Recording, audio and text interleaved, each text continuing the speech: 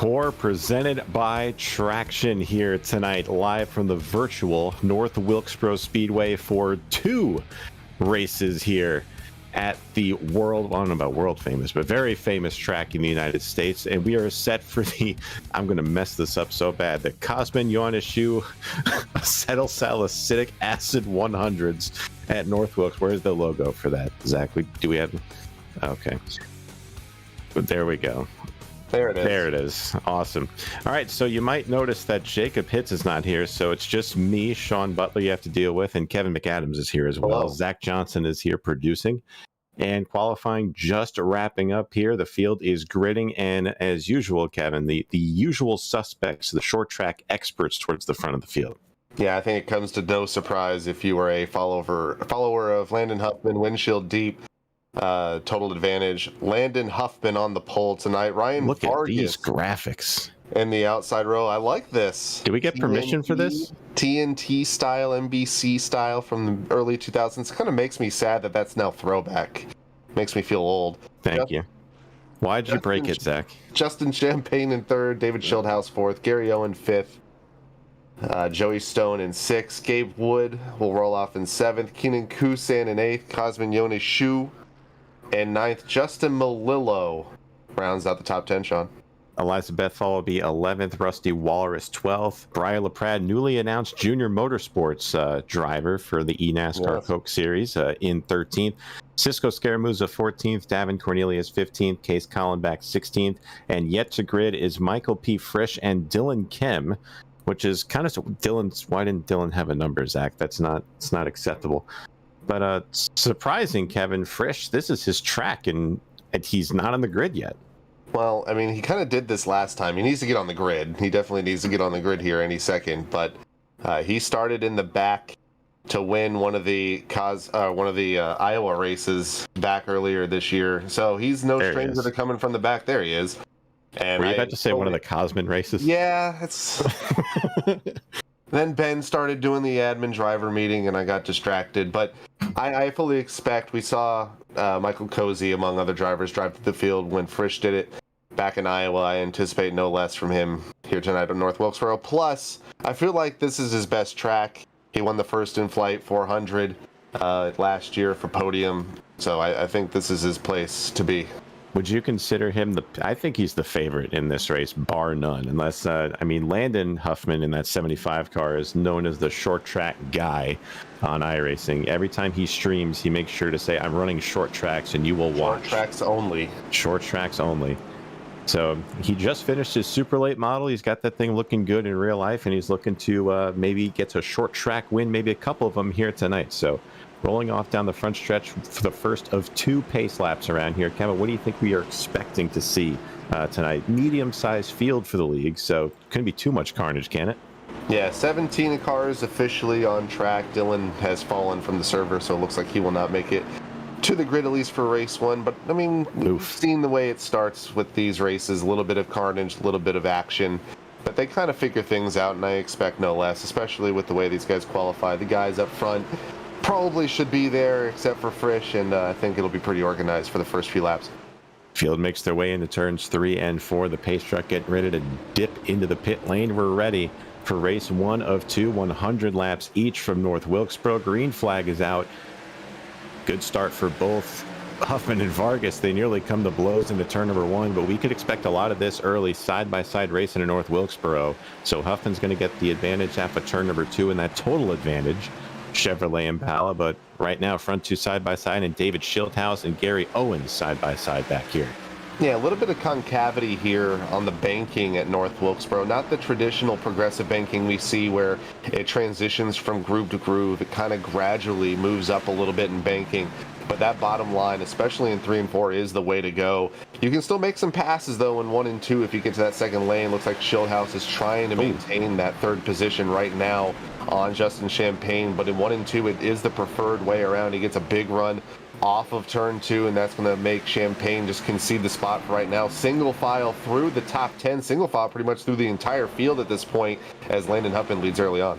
Well, it's kind of surprising, you know, this track doesn't really look like it's all that difficult, but this is one of the short tracks that you have to have a lot of throttle control at if you want to keep the speed off the corner. Dylan Kim has rejoined the session, so welcome back, Dylan. So, but nonetheless, you're saying single file seems to be the way of the world right now. The only side-by-side battle I can see back there, I see Briar LaPrade and Justin Malillo going at it for the 10th position, so Briar's going to sneak into that, and he's got a bit of a gap between he and Cosmin. That would be for 9th. So Thank you, single Zach. file for now. Michael Frisch already up to 14th spot, up 3 positions for him. Look at that, number 88. I guess it's more of a Brad Keselowski throwback than anything for Briar. Like you mentioned before, the new JRM entry for the Coke Series. Fantastic looking cars for him for the 2022 season, starting at the Clash here in a few days. But right now, it's very, very calm. And like you said, Sean, this track is very, very, I would say, technical for a 5/8 mile. A little bit longer than a half mile here.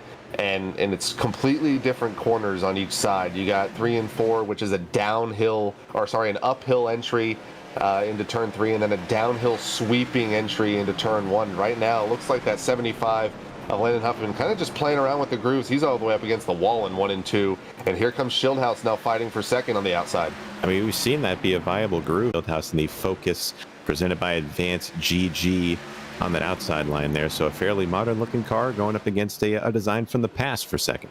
I think that's actually a Jim Beam throwback for David. I believe he ran something very similar when he ran the 7 car back in the day. So I might have to get a fact check on that from someone who knows a thing or two about the mid-2000s. But Schildhouse nonetheless takes the second position. Vargas will roll back now to 3rd. Champagne also looking a little bit high out of turn 4, maybe to sneak a nose in on the outside of Vargas. But right now, once again, Landon Huffman, a 2-second lead over the rest of the field, still battling right here for 3rd. That's going to be the closest battle so far in the mid-pack. And we see just behind them Joey Stone in that familiar number 5 car, but he's got I think it's a 1998 Terry Labonte scheme on that. Fairly more modern version of it, yeah. Got the headlights on it and everything, so you'll find some gems on Trading Paints if you look hard enough, and that's one of them. But he's going to sit there right now, hanging out in the top 5, 5th position. So field is actually very, very strung out so far. No battles happening on the track right now, and Landon Huffman continues to pull away. He's got a 2.1 second lead now. We can keep looking at these throwback schemes as they're single file. You got Gabe Wood, who's throwing back to the Phoenix Racing, the James Finch entry of the early 2000s, late 90s, piloted Jimmy Spencer, Jamie McMurray. Exactly. Won a couple races here and there at the plate tracks, at least competed for them. A lot of different drivers were in that car. Behind them, Cosmin, Ioaneșiu, and what I would assume is the David Green, Wolf. The chemical formula for aspirin plus vitamin C. Oh, Joey Stone is having a technical issue. It looks like his pedals they're no longer working on the front stretch. Slow out of turn 4 into turn 1. Still slow on track. Still hasn't gotten it figured out yet. Big trouble for Joey. It looks like he might be locked in a certain percentage of inputs there, so that is not good at all for him.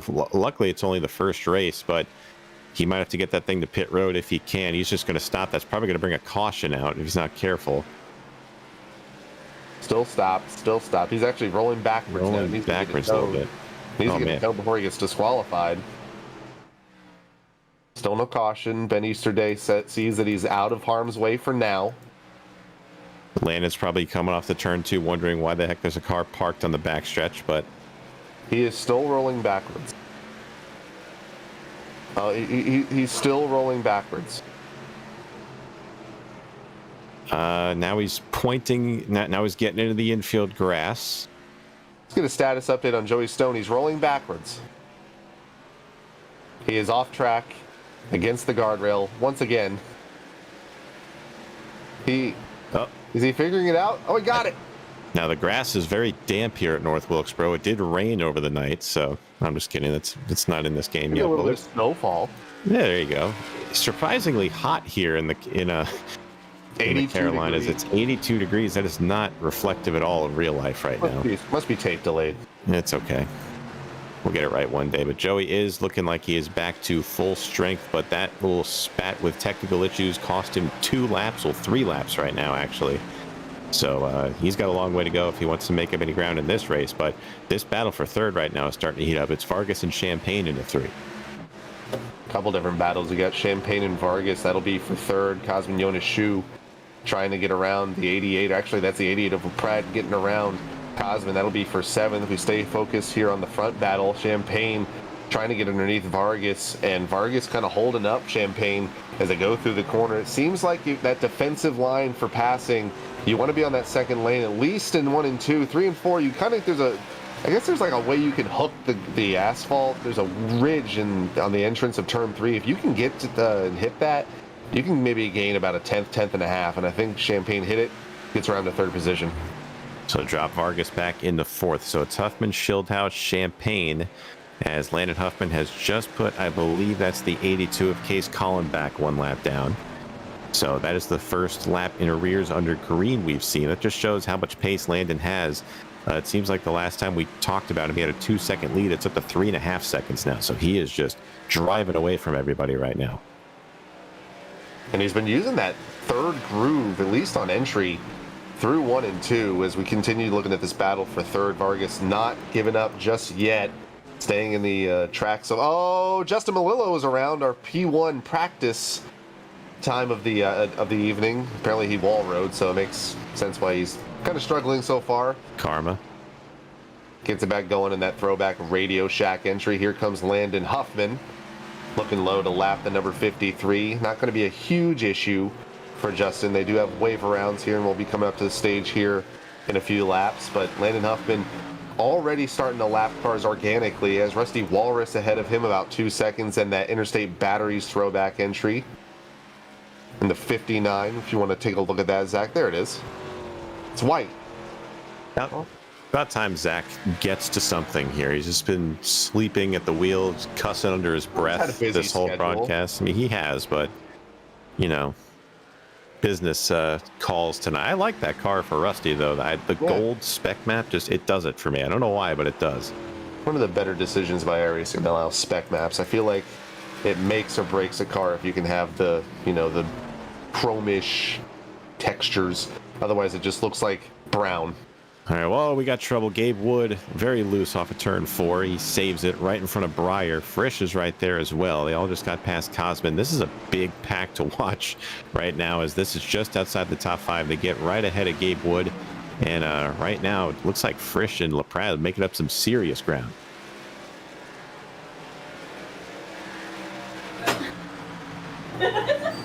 Laughter. Sorry, I'm getting talked to mid-broadcast. Breyer LaPrade has made his way through this field pretty quickly. Him and Frisch are just slowly but surely navigating through the field. 8 seconds behind our leader. But Breyer takes over the 6th position around Gabe Wood. Frisch kind of matching his tracks right now in 7th. Up 10 spots for Frisch. So almost like we predicted, Frisch looks like he's going to be the dominant car tonight if he can get up front. Look at Davin Cornelius underneath. That is the 03 of Keenan Kusin. Davin working the inside lane of the DT graphic design. Who is that a throwback to? Is that Elliott Sadler's Xfinity car from back in the day? It's Brian Vickers' Xfinity car. That's a nice looking car. They're being told it's a John Wood throwback, because he gets very loose off of turn 2. That's going to open the door for Keenan Kusin in the Casey Kane.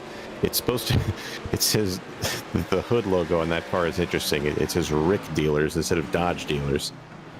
But that is the Kia Stinger, though, so he's still got the Stinger going on there. He's not going to switch, so big ups to Keenan for that paint scheme, as pit lane is now closed as the stage is coming to an end very shortly. But right now, this one has been all Landon Huffman. He's still approaching lap traffic, but these guys are still not done battling right now. Joey Stone all over that 3rd groove, trying to maintain his pace in front of Landon Huffman. Don't want to get lapped. It's not necessarily a big deal. Oh!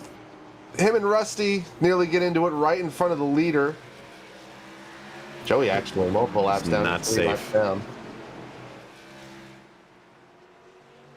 Coming to complete, I believe, the first stage of feature 1 tonight. Caution is out.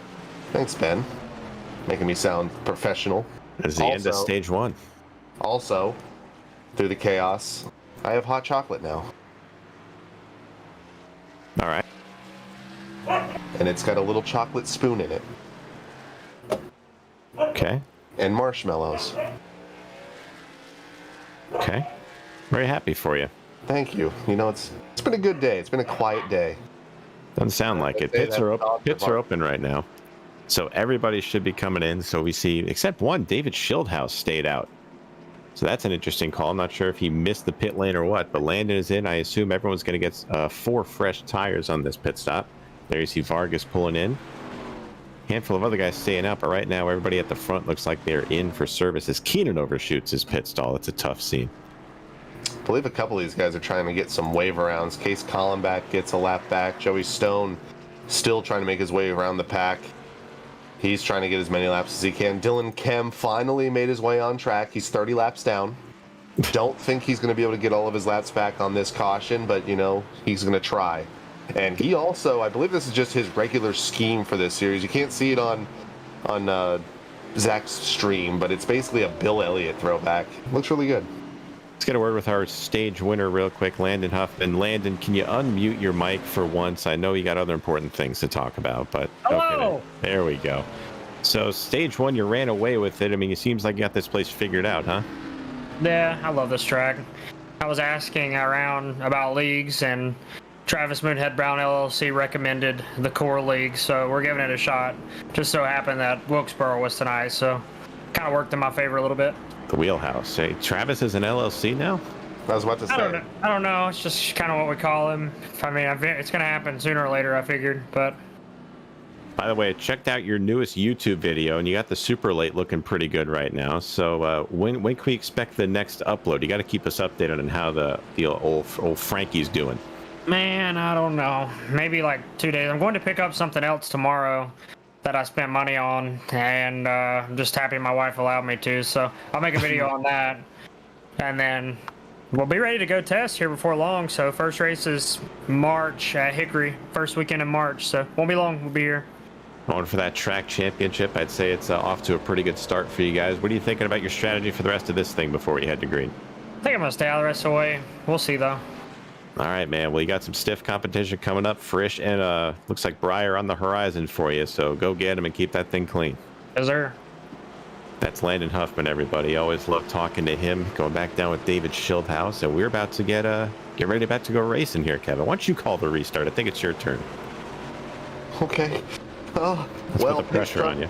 Pace truck is off. Landon Huffman gets a quick restart on that inside line.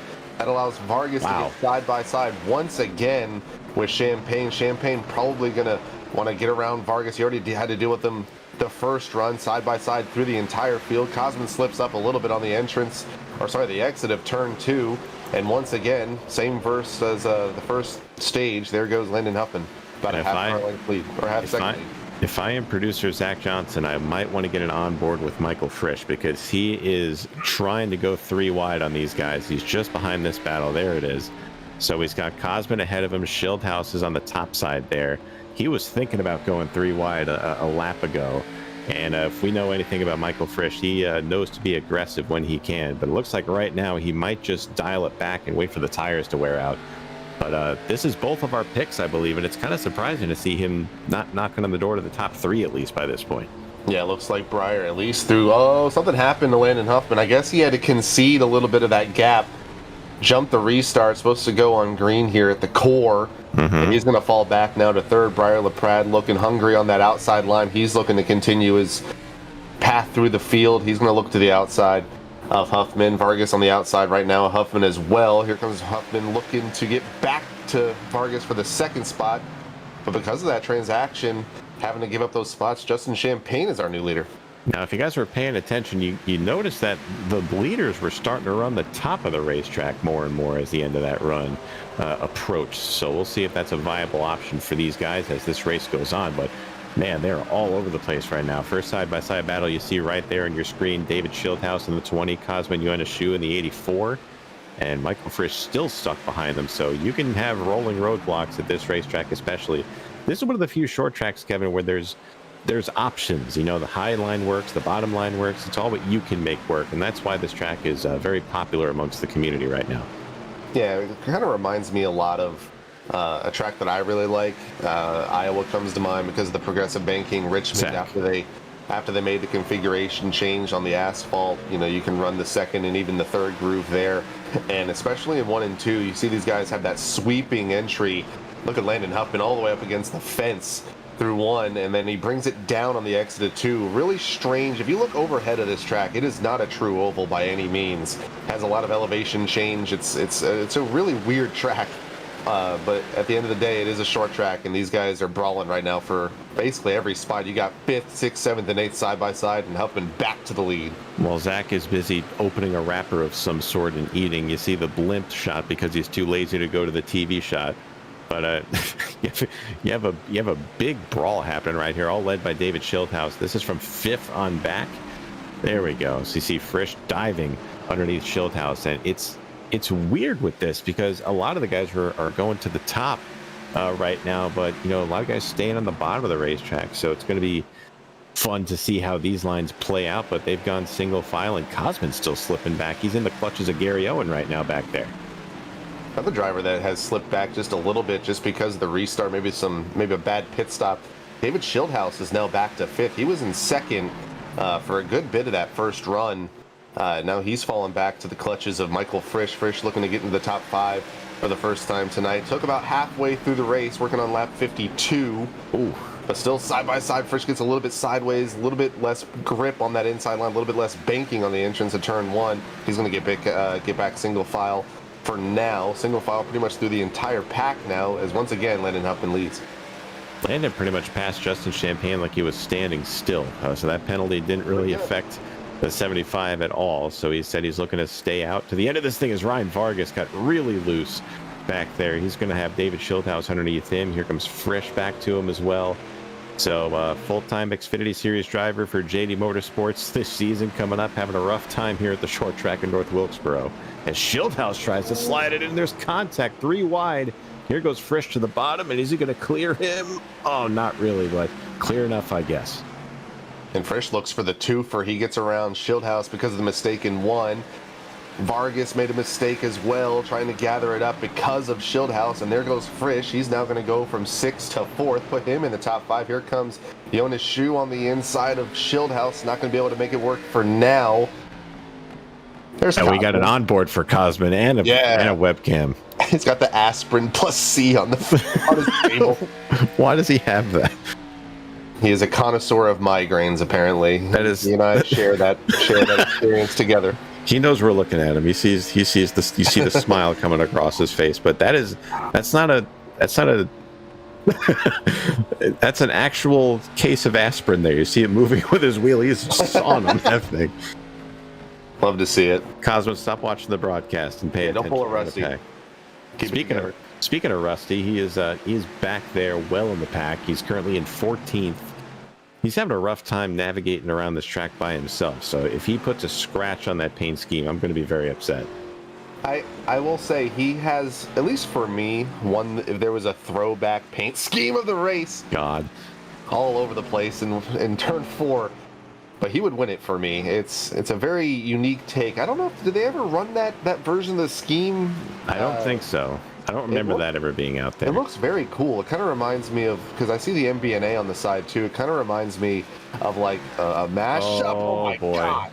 Like a mashup of the MBNA car with the colors. It did have the white and gold at one point, and then the interstate battery scheme, obviously. But I like this car a lot. Looks good. Kind of surprising, Kevin. I thought you'd be a fan of Cisco's paint scheme in the '86, the throwback to Fred Jones and NR03. Yeah, well, it's oh my gosh, he's also loose out of turn 4. Turn 4 is the trouble spot right now for these guys. But I think you and I know that like someone like Jesse Atchison, he's run the platypus car for so long, and so I wouldn't say it's a played out scheme, but there's Cisco. Once again, new scenery for Cisco. I feel like he's in a different house or location every time we go to him. Why is he in a different place every week, though? He's really close to the door. Like, I feel like if someone opens that door, he's screwed. He's just going to get knocked out of a chair. I mean, which door? He has doors on either. What if both doors just get open and he's just sandwiched in between them and he can't do anything? That sounds like a tragic result waiting to happen. Oh, man. Don't speak and do it into existence. You see the focus on his face. Look at the upside down podium logo. That is placement right there. He knows he's got the camera on the roof of that car. Smart man. There it is. Up front, not a lot has changed, but Briar LaPrade has moved himself into second. So he's running the bottom lane right now, it looks like, as well as the rest of the leaders have elected to run towards the top. Landon Huffman running two separate lines here. As there you see the battle between Cisco and Joey. This is way back for the 16th position, the coveted 16th position, the only battle happening on the track right now. They're not even on the same lap either. I know. They're bragging rights, I guess, is what they're going for. Is that the 1957 style Chevrolet template on that 86? It is. I'm surprised it took you this long to notice that. Well, you know, I have that diecast of Jeff Gordon's, and it's easily the ugliest car he ever drove. Oh, Joey Stone's around, right in the middle of the pack. Oh, Cisco just put himself in the fence. Oh, Joey's thinking about rejoining. That might have been a self-inflicted punishment by Cisco. Just put himself into the wall and destroyed his right front suspension after Stone went around. You can see the mangled front end. I mean, I think Cisco punished himself on that. I don't think it had to be to that extent. Now, if you're new to these cars, the right fronts are very sensitive on these cars. If you so much as brush the wall, you run the risk of getting a meatball flag and having too much right front damage. His left rear is off the ground. Oh my god. Well, that's going to open the door for everyone to pit. And Landon Huffman said he was staying out this whole race, and he has stuck to it. So he's the only leader that's stayed out right now. Everyone else comes down and takes some tires. So I don't know how that's going to fare. We're going to have just under or at 30 to go on the restart here. Yeah, we'll see if Briar or Justin comes off the pits first. No, it looks like the 77 of Cornelius takes two. Wow. Leapfrogs a few drivers. Briar LaPrade going to be third. Champagne fourth. Frisch in fifth. So a lot of different strategies going on right now. 33 laps to go this time by. Looks like we'll be just north of 30 to go for the restart. Get a replay of what happened. And Cisco once again gets a little bit loose off the corner. Stone does a 270 of sorts, and then Cisco just puts himself in the wall. It's a real shame. Cisco, walk us through it, man. What happened? I'm bad. Let me ask you a question. Obviously, you and Stone got into it. Did you put yourself in the wall as like a punishment, like a self-punishment? Like, you know, I kind of deserve a little bit of damage here. Yeah, there was a little bit of that. Hold on, I'm still a lap down here. I need to. I'm just gonna go. I'm just gonna go. Man. Better hurry up before Ben says no more getting laps back. Yeah. Now, one thing we were curious about, we noticed that you are very close to two different doors, and we're concerned that if either one of them or one of them opens, it could be that. Yeah, like that. Well, it looks like it's a closet, so that might be. No, that's the door out to the main area. Oh. Drew's yelling at me to keep the door closed. So, yeah, this is going to be a fun thing, but there's yelling coming from over here. I feel like you're in a different location every other week. Where are you now? So this is my new apartment here. I just ended up moving, so Drew and I are living roommates here now. Wow. So we know that feeling. They're roommates. They're roommates. They were roommates. But new setup. I literally just got this wheel in place about 10 minutes into practice. So yeah, I'm bad. I'm going to be horrible tonight, by the way. The best thing about this whole race for me is the car. Yeah, you are going through it. The car looks good. We do like the Fred Jones throwback there. You were down there with Team Rick, right? Keenan and all them? Yes. I don't know, put you in the right spot, but thanks for joining us. Please don't wreck that thing again, but it looks very good. But no guarantees. All right, man. Good luck the rest of the way. Thanks. Thanks, guys. Cisco Scaramuza, never a dull moment with him. It seems like in this league. Green flag back out. Dammit Cornelius took 2 tires only, so we're going to see how this fares, how long it takes for him to get swallowed up by the field. Here comes Briar on the outside there. And I think Landon kind of saw what he did wrong. He said he was staying out. He saw everybody pit, and he went down pit road after everybody else came out. So Landon has stuck himself back in the 11th spot in this restart. Yeah, not really a benefit to stay out there because there's no tire set limits here at the core. Maybe if he, going back to his strategy of, the windshield deep league he used to host in the 87. It would benefit you staying out as they're about to wreck out of turn 4. Briar LaPrade all the way up against the wall, but Landon already starting to cut through the field, gets underneath Bethel. That'll be for the 10th position. Here comes Gabe Wood as the next potential victim of that 75, and there is a gaggle about 5th on back right in front of him. Second on back, it seems right now. Everyone's still trying to get by Davin Cornelius. Frisch looks to the inside of him. Schildhaus trying to work the top lane. But man, Frisch is going to be through to second. Here comes Schildhaus with a big run off at 2. He's looking for third.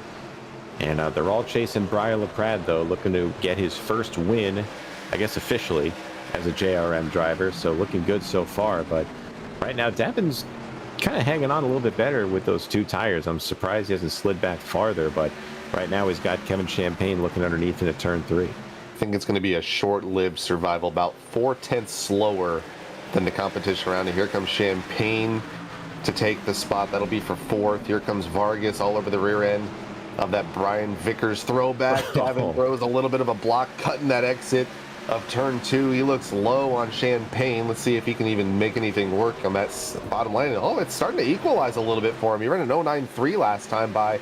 So maybe as the tires start to warm up for everybody, maybe a little bit more equal than we expected. But right now, he is all over that inside line. That outside line, especially on the entry of the corner, seems to be the preferred way to go. Here comes Vargas on the top. Well, we're talking about lines here the whole race. If we can go up to our leader, Briar LaPrade, here for a second, watch the line he takes into turn 1 here if he does it. He's up against the wall, stays up there, and then midway through the corner, cuts it down to the bottom. So I've not seen that line at this track before. I don't know if that's a thing. He's going to keep it on the bottom in 3 and 4. I don't think anyone's figured anything out there, but I think the lead pack is slowly starting to figure out that that is the way to go in 1 and 2, and that's a unique line to say the least at this track. Well, like I mentioned, there is a ton of banking. You can almost see it on the onboard. There is a ton of banking, especially on the outside groove of 1 and 2, and it's almost the same in 3 and 4. The biggest difference is there's a little bit of a ridge through the corner that you can kind of hook, and it makes that inside line the best place to be, at least on the entry of 3. Somebody has spun. There is a lot of smoke come from? I saw Rusty had a really slow lap. Was it him? I believe it was him. Maybe, possibly. It was him. So I'll get according to my traveling back in time abilities, he just got loose off of 4 and finally just nudged that thing into the inside wall. So he's still going, but a little damage on that beautiful interstate batteries MBNA paint scheme for Rusty. Shame, but there he is. Yeah, it doesn't look that bad. The car hit the there. This is the replay. Yep, nudged it. It could have been a lot worse. Could have been a lot worse. Whole lot worse. These cars have been they kind of, the new damage model seems to be a lot more forgiving as long as you don't destroy the suspension. The car looks pretty okay, to be honest. Looking at Davin Cornelius, he has actually fallen back considerably since we visited him in the front. He has now fallen back to the 8th position, so those 2 tires not paying off for Davin. Cosmin Ioaneșiu looking low for the spot. Speaking of looking low, Michael Frisch dove it to the inside of Briar LaPrade in turn 1. So Frisch has been slowly reeling LaPrade in. And as well as Schildhaus and Champagne have just been chilling back there too. So this is really a 4-car race for the win. We're coming just over 15 laps to go in this race, and Frisch has elected to hold it on the bottom through 1 and 2, which I don't know if that's faster or not, Kevin, but it doesn't look like he's getting that big of a run down the backstretch as LaPrade is. Yeah, it seems like that outside line, if you're by yourself like LaPrade is the way to go. As LaPrade goes to the bottom. Mixes it up. Yeah, he completely contradicts what I said. The last time by, 189 for Briar, 266. We'll see if the times maybe alternate here with Briar running a little bit lower, gets a little bit loose off of turn 4. This time by 282 for Frisch, 326 for Briar. And the way these guys run that inside or the outside line in 1, a slider might be possible in turn 1. We'll see how it works out if Frisch can get closer. I don't know. It's going to be tough. It's tough to slide job someone on the outside wall already. Looking back from our leader, Briar LaPrade. And Frisch dives it to the inside again. And I think Frisch is just trying to make something happen right now. He's just trying to run an alternate line than what Briar is. But right now, it doesn't seem to be working. They're 2 very, very similar speeds at the line. Frisch was actually a little faster than LaPrade last time by. We'll see this time a 290 for Briar, a 279 for Frisch. So, and don't count Schildhaus out either. He was actually the fastest of the three of them. Yep. So David's making up some ground here. Yeah, don't forget, David's a little... He's sneaky. Obviously a streamer, a personality, a commentator for E-Racing. Influencer. Yeah, exactly. But he's a pretty good little driver. He's been around for a long time. I've known him for 15 years, and he's always been at the front, no matter where he runs. Right now, he's currently in that third spot, and slowly but surely catching these guys. That time by Frisch of the top three was the fastest, only by 600, still about 3.5 of a second lead for Laprade, and Frisch is going to have to get a lot closer than that. He's in the fence. Now, when you say David Schildhaus is a good little driver, did you mean that literally, or? No. I mean, are you trying to say David is a short person? That I did not insinuate that. Wow. I guess I did insinuate it. That's not what I meant. Nonetheless, we're big fans of David Schildhaus, by the way. Yes. He's not Jordan Worth short, but he's close. I mean, he is shorter than Jordan, but... Let's not go there. But here we come off of turn number 4. Just under 10 laps to go, and Briar Laprade, I don't think anybody's got anything for him right now. We're going to see. But currently, Zach, is your counter wrong? Oh, it is 9 to go. Okay, I'm just making sure. Top 5 pretty much solidified right now. Landon Huffman has made his way through the field. He is in 5th, about a second behind our 4th place competitor in Justin Champagne. These front 4, about a second separates them. About a quarter of a second between each of them. And someone is spinning. Rusty Waller right in the inside grass. No caution. Out of harm's way. He's got damage on that car. A lot of front end damage. Looks like you can kind of see the grass path. He might have hit the inside guardrail about 50 feet before the car decided to settle. But things getting tighter here at the front. Laprade made a little bit of a mistake. Got a little tight entering turn 1. Frisch closed in a little bit. So did Schildhaus on Frisch. And there's Rusty's still in the grass. Well, that's one way to stay out of the way, I guess. But Rusty making it interesting. So there goes Frisch to the inside again. He's able to just about get to the quarter panel of Briar. Right now, it does. We'll see, like, overall. I mean, it's definitely faster in 1 and 2. I don't know if it allows him to carry the momentum like he needs to. Briar sideways. Shows you just how much grip is needed, and Briar realizes that, and he's going to go to the bottom. Schildhaus and Champagne elect to stay on the top lane. This kind of reminds me of how this was when dynamic tracks were a little bit of a thing. So you have guys moving around all over the place, and looks very similar to that as Frisch gets very loose off of 4. Last time by 4:59 for Briar. He goes back up to the concrete wall and 1, gets a huge run off the corner, 5:10, so a little bit faster for Briar that time by, a little over 3.5 now, 38 of a second. Oh man. Frisch is trying to give it all he's got. He's all over the place out of turn 4, and that's going to give Briar enough of a gap, I think, up to now a half a second. If he can just close this out, he'll be starting last in feature 2, but he'll take feature 1 if he can hold on. That's okay. I mean, it still pays points, so not over yet. Coming to 2 laps to go here at North Wilkesboro for the first of 2 races here. Do I have to? I don't even know if I'm going to try to pronounce the name again, but in the... Aspirin. Just so everyone knows, it is aspirin. In the Cosmin Ioaneșiu Acetylsalicylic 100s. I tried. But here comes the field. White flag is going to be coming out this time. Does anybody have anything for Briar? 2 hardest chargers of the race. Briar Laprade up 12 spots. Good Schildhaus. Here comes Schildhaus for second. Frisch has made an effort to go through this pack, but it's not going to be enough. Here comes Briar Laprade through 3 and 4 for the final time in feature 1. Briar Laprade, we thought it was Landon Huffman's race, but he throws it away and gives it to Briar Laprade. He will win the first race of the night. Frisch will hang on for second. Schildhaus will hang on for third. They are just dumping each other across the line. It's Keenan and Gabe. They got to use these cars in about 5 minutes. Who's what are that they doing? Who's that behind them there? Just is that Davin? It is Davin. Davin is upset. I think he realized he made the wrong call. He finished in 11th. He will roll off in 8th in feature 2. But let's get a quick word from the new JRM driver. Briar, how you doing, bud? First of all, I want to say congratulations not only of the win for feature 1, but congratulations on the announcements today. Love the car. Oh, thank you, fella. Appreciate it. Yeah, that was fun.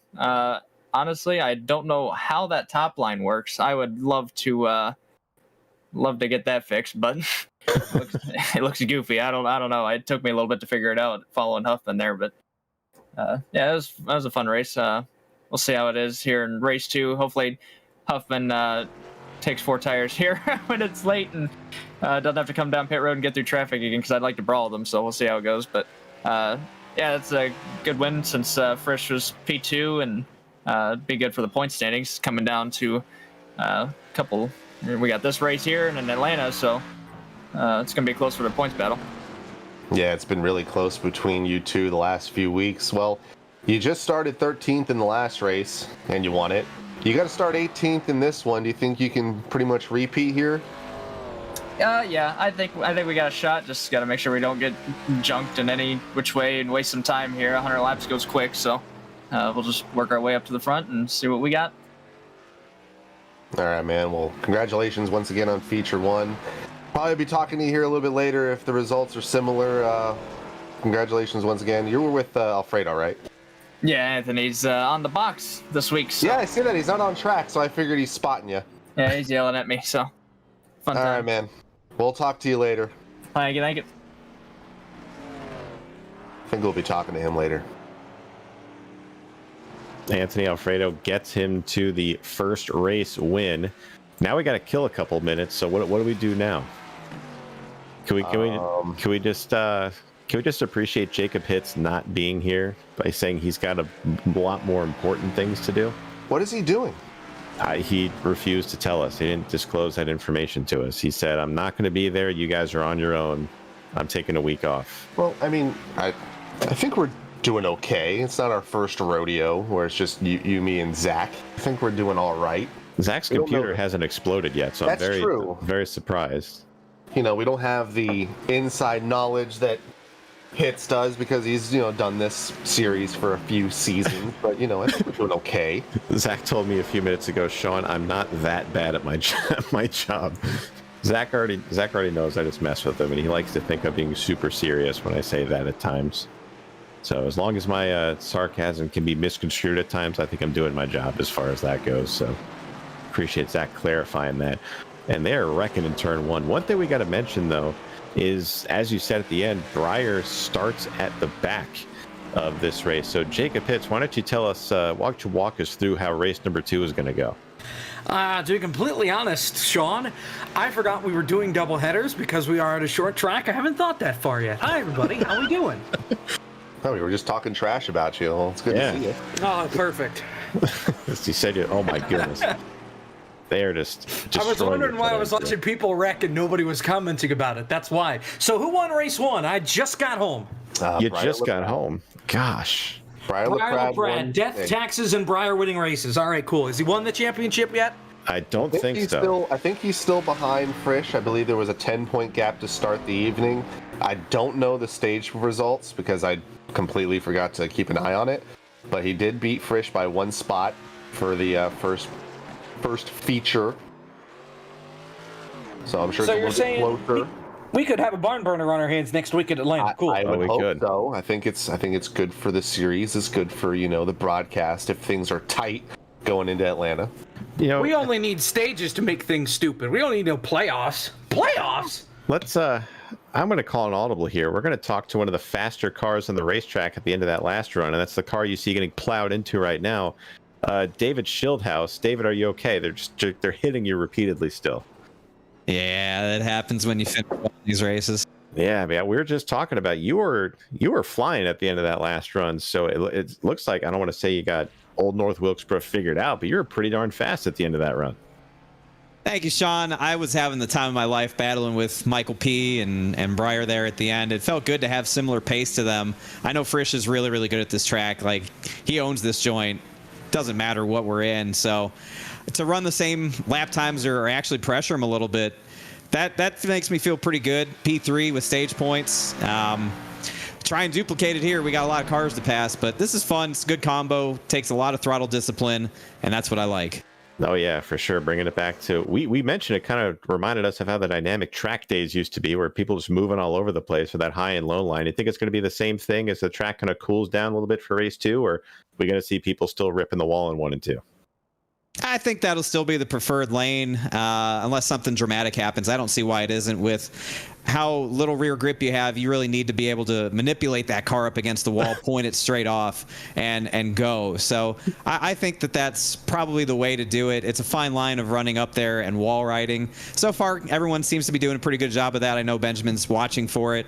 So hopefully we can put on a good show here in race number 2 and take this Focus by Advanced GG Chevy up to the front, the Robbie Gordon circa 2005 throwback scheme. What do you think? You like it? Yeah, I mean, it's one of the better ones. It makes me feel old that is now a throwback scheme. Yeah, that's what Kevin said verbatim. So, before we let you go, David, Landon Huffman actually just sent me a text message. He sent me 2 of them, and he said, David sabotaged me last race. Your thoughts on that?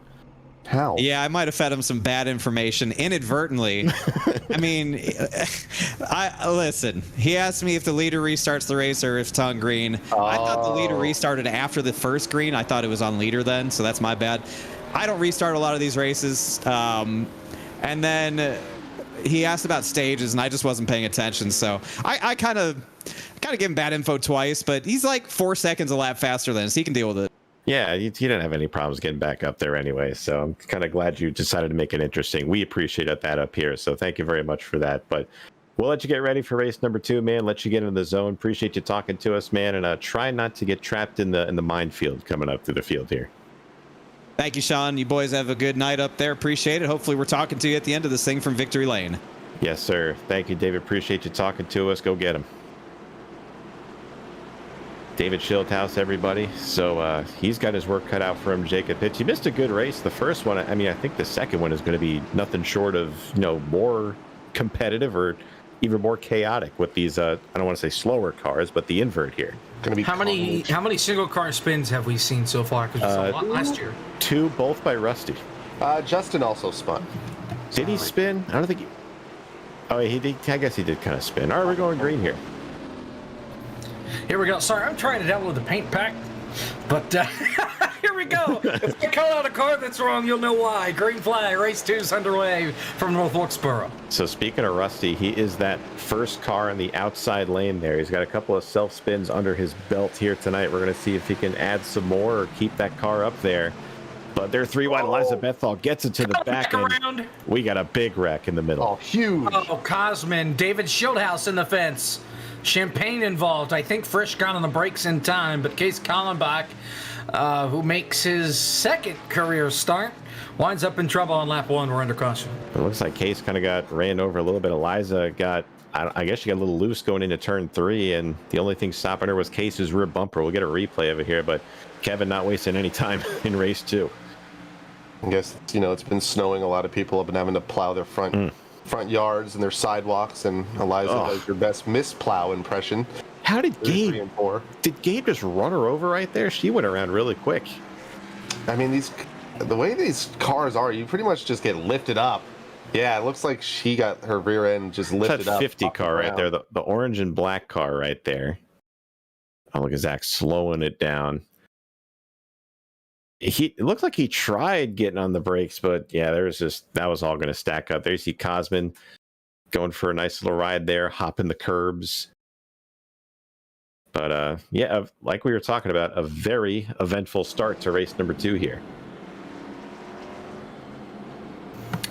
So, we made it not even a lap. Jacob, have you tried to pronounce the name of the race? I know it's something sponsored by Cosmin, and it involves like Put it on the aspirin or screen. something. There it is. There it is.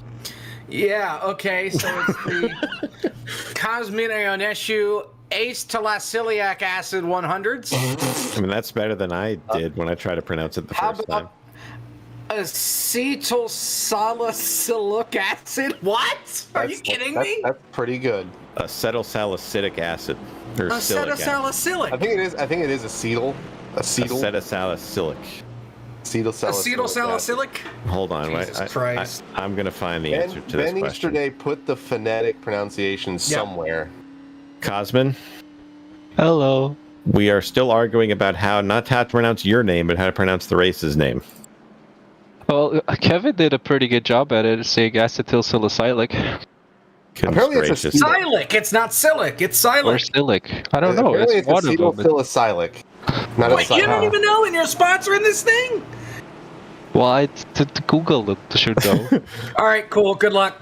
Thank you, too. Cosmin. Pace truck's in. 5 laps complete here on the restart green flag. Let's see what they can do here. So Dylan Kem in that white 09, they are all over the place. Keenan Kusin on the bottom there in that Casey Kane throwback center of your screen, and they are just all over the place, Jacob. This is one of the things you've missed from the first race. They are just running all over the place here at this track tonight. Oh man, Fred Jones almost turned rusty there on the inside. Cisco Scaramouza. As here comes Gabe Woods sending it on the outside with Ryan Vargas right behind him. Here comes Landon Huffman. He slides low, nearly gets into the grass. Believe he did grab a little bit of the... Oh, Vargas! Oh, Vargas gets almost sent by Cisco. He's still around, right in front of the 03 of Kusan and into the wall. Trouble. He got some help.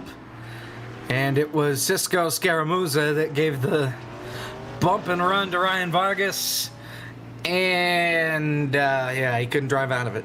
Cisco didn't punish himself for that one, so it's, I don't know. Oh. Well, we had the clean one. We had a clean race on race 1. There's always, you know, when we go to the duels at Daytona, there's always a wild one and a calm one. This is most certainly the wild one of the two so far. No doubt about it. Jacob shows up and things just go downhill. Yeah, well, you know, these things happen. Completely irrelevant from one another, but, you know, cause and effect.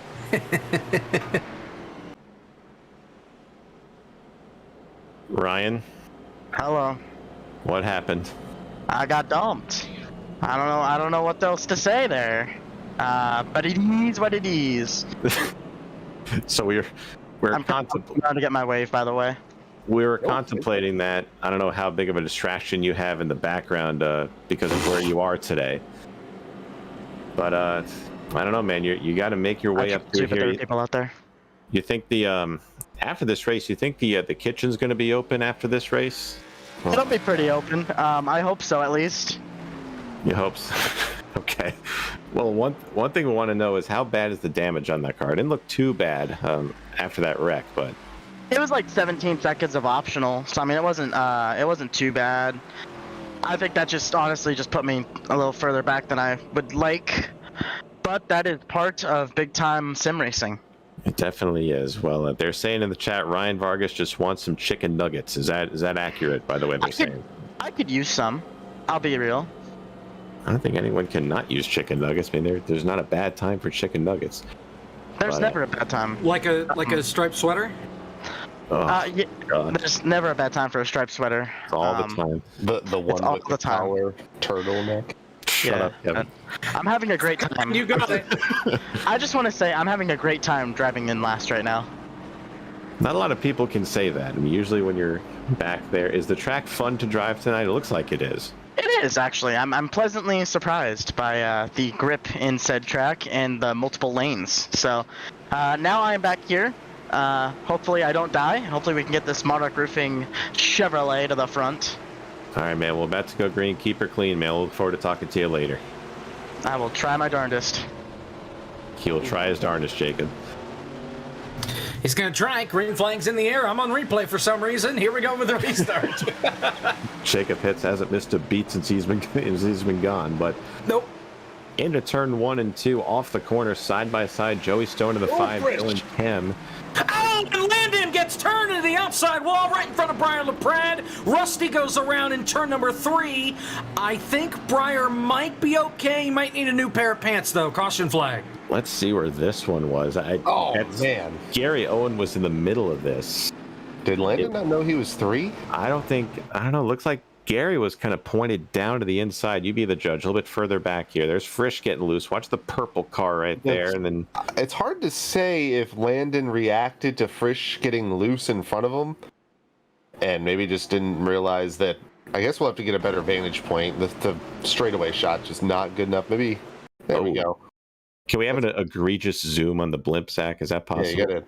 Oh, there we go. Here we go. Slow-mo.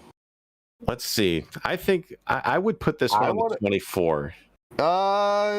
Yeah, it's kind of one of those like It's up a racing, down a foot. racing, Yeah, it's a racing it's kind deal, of a racing 100%. deal. Things But- just kind of got a little too tight down the back. But obviously, Landon is the recipient of the most damage. He will. I don't know if he'll need a fast repair, but he's going to be back there with Vargas as the struggle bus is gaining more passengers in the back of the field here. Excellent analogy, Kevin. Thank you. Struggle bus presented by Robert Dorman. I'm just Only on kidding. FTF. By the way, Dylan Kem finished the last race 26 laps down. He is still our leader.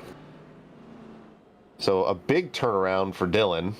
Now, is that because he's faster that we haven't run more than 3 green flag laps? I would say, this isn't to slander anyone else. He would probably have been in, towards the second half of the field if he had completed the first race to its completion. But I guess he's been having some computer issues. His monitor keeps going out on him, apparently. He was having issues earlier today, and I think it was plaguing him for that first race. But now, he's still out front. All right, so I believe we're going to get the restart here this time by. Dylan Kemp still staying out in front, not in a throwback car. At least Breyer won in a throwback car. Hopefully we can sweep the races in throwback cars tonight. We got a lot of good ones on the racetrack. And then there's Justin Champagne and Eliza and Dylan Kemp, Fresh. What are you trying to say, Jacob? Restart, that's what I'm trying to say. Green flag. Okay, what a restart by Joey Stone. He beats Kem to the line. I'm not sure if they do anything about that. But Joey is the leader. So if you remember, he got wrecked in the first race multiple times. So good to see him up there. But how about Justin Malillo fighting for third right here? On the outside, fighting with Davin on the bottom. Gabe Wood sits in P5 alongside Justin Champagne. Oh, man, those guys get really tight there in turns two. Look at Justin. Oh, gave it the wall to turn 2. Almost took our attention off Justin's hat. I think that's the first time a big red hat with white letters is not that controversial. Oh, gets turned by Gabe Wood. Oh, Caution. he nearly goes in the middle of the pack. What a move by Owen not to get involved in that. Wow. I just want to say the racing was perfectly clean before Jacob showed up. I also want to mention every time we cut to Justin, there's more rowdy energy cans. I hope he's not, I hope he's okay. I hope he's not having, a rowdy addiction. I think that's called just promotion or hoarding, one of the two. Justin, Kevin was just mentioning the more we talk to you, the more rowdy cans appear in your background. Would you care to elaborate on that? No, I'm going to plead the fifth on that one. Thank you, Sean. So, Very busy man. What do we have on the TV this time? It looks like, is that like a replay Is of that the 24 virtual hours? Le Mans race? Yep, that is the 24 hours of Le Mans Virtual, which took place 2 weekends ago. Yeah, I think they're showing the nighttime portion of it. So, yeah, good race, good fun time covering that. Is that right? That's. I think we're like, what, 1 for 4 this season, Kevin, and trying to guess what Justin has on the TV back there? I'm not going to ever be able to guess accurately. It's very small up there, but yeah, I think we finally got one. Wow. All right, Justin. So, I mean, you're up front. I mean, you're still towards the front. You have a little bit of damage to fix now, but what's the overall strategy, and how's the car feeling for you? Well, I was telling Gabe before that contact there was a reason that I started in front of him. I am slow. I am in the way. I'm living up to my name. It's not been a good night. I'm not the biggest fan of North Wilkesboro. So, yeah, we're just going to try and survive. Can I have a free pass into the FTF 500 because I don't want to run the tiny text? I'm really afraid for my life in that race. Sean, you're going to have to run the tiny text. I'm sorry to say it. Okay. Well, go get him, Justin. Thank you very much, and nice hat. Thank you. I don't know why you're so upset. I feel like that's the more stacked one. That's the reason why I want to run the main one. We're going back to green, Jacob. I'm flabbergasted. All right, well, here we go. How long do they make it? How about 2 laps this time? Here we go. God, Davin going 3 wide. Joey started in 3rd gear or something there. He was very slow in the restart. Is Yeah, Dylan? Fritz, big run. Here comes Frisch on that outside. He's used the outside to claw his way back into the top 5 to try and make this a really tight championship race. Going against Thomas the leader. That's on Joey. Oh, we're still wrecking. Gabe gets hit. Bounced off of, I think that was... that was Gary Owen, Gary? I believe. Yeah, big accordion effect. Yeah. Cosmin got into the back of Gary. Gary slid down right in front of Gabe. Get a replay here. Stone very loose in the corner, and then just kind of got a little bit tight, shoved the nose, and he immediately claimed that. Apologized to Dylan. Vehemently, I might add. That doesn't change anything. Dylan's now going to join the rest of the victims so far of this feature. Did Champagne get hit at all? A little bit. I think he, if he did, it was very, very minimal. Oh, good job by Zach with the camera transition to Gabe right there. Perfectly executed. Wow. Professional for a reason. So, Yes, but sir. that'll give the lead to Joey. But don't look now, guys. Michael Frisch has made his way into the top 5. I'm surprised Breyer has gotten stuck back there a little bit more. He's having a little bit of a rough time. Our race 1 winner right now, my pick sitting in 3rd right now. Slowly but surely, we're getting the competitors back up front. Landon, he's still in 12th, but I think eventually he'll get his way to the front. Frisch and Champagne both up at over 10 spots. You got Champagne up 13 spots and Frisch up 14 spots. Frisch already had to do this once, and I think he wants to win this one. Obviously, get a little bit of an advantage on Breyer going into Atlanta, but we'll just have to wait and see. Are we going green here? Looks like it. Are Does look like we're going green here. the lights off atop the iRacing pace truck? Yes. There we go. Here we go. Green flag. What's the stage here? 35. All right, so we've got about 7 to go in the stage 3, technically speaking, 1 of race 2. Oh, they're about to wreck again. Keenan made it 3 wide. We got 1 very slow down the back. Justin got wrecked again. Still green.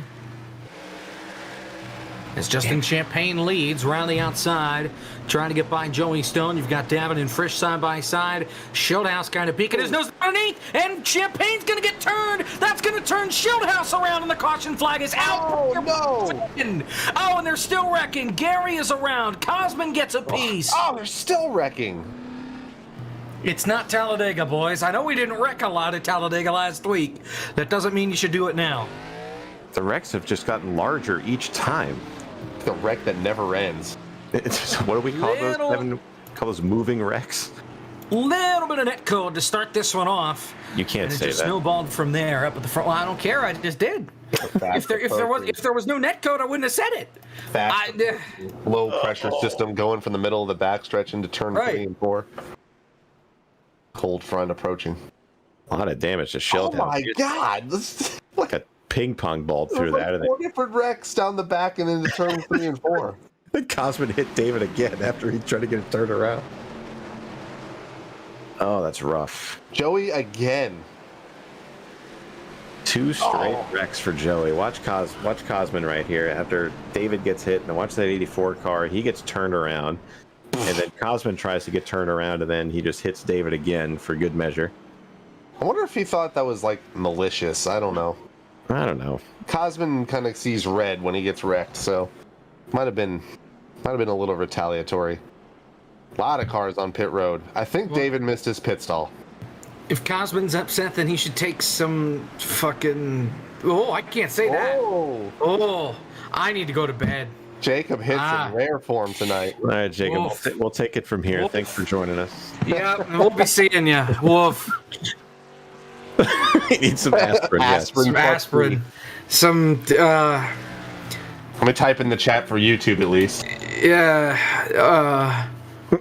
acetylsalicylic, whatever, the acid thing, green flag. All right, green flag coming back out. Frisch is now your leader. The front 2, Breyer and Michael Frisch. Breyer elects the top side. Frisch dives it to the bottom. Davin Cornelius in third. You see Champagne in fourth right there. Ryan Vargas with a nice recovery to fifth. They're still side by side for the lead into 3 and 4.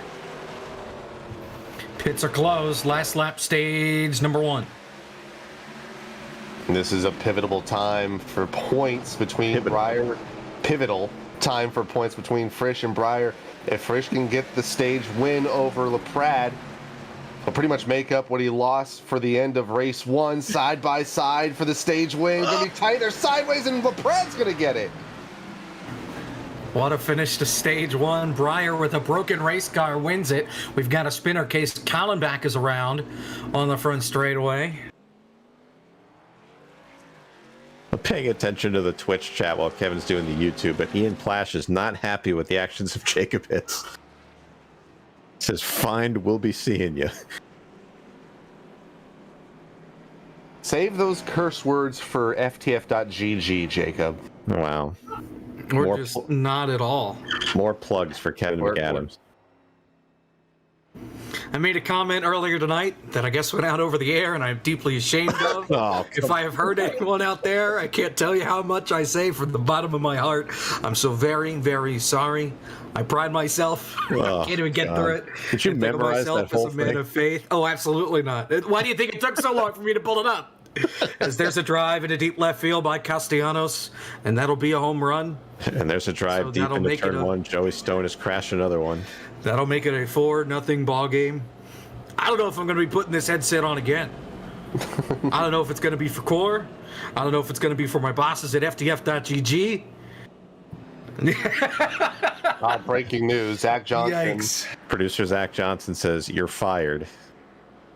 Well, So, all right, Jake. Well, since you're not going to be getting any more paychecks coming anytime soon, you're going to need to get rid of the Ferrari that FTF gifted you. So, Yeah, where's that in the mail? Hold on.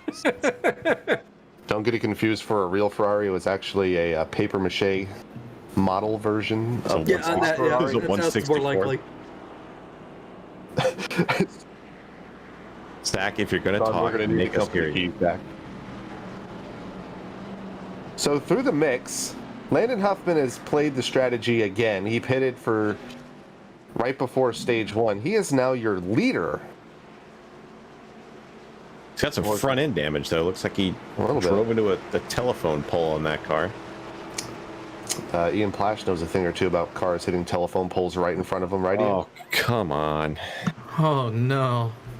All right, restart. Let's try not to offend anybody else. Green flag, stage 2 Whatever. of race 2.